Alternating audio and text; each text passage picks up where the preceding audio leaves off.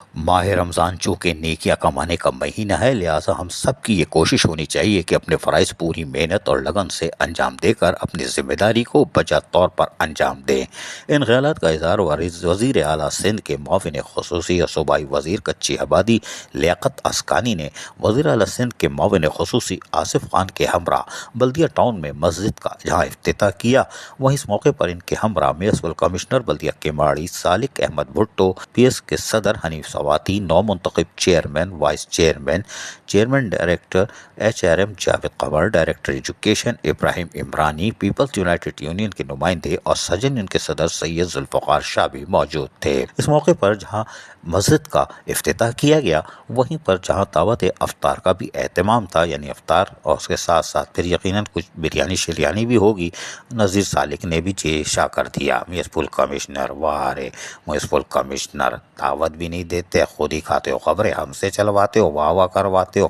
مال کھلاتے ہو ذوالفقار شاہ کو، شاباش بھائی کھلاؤ ذوالفقار شاہ کو،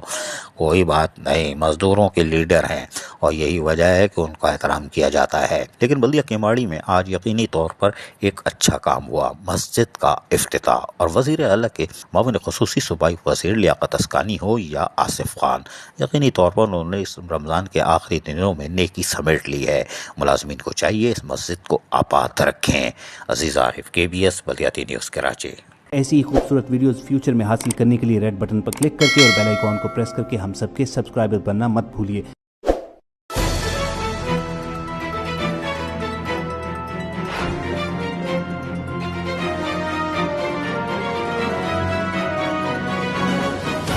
KBS بلدیات نیوز۔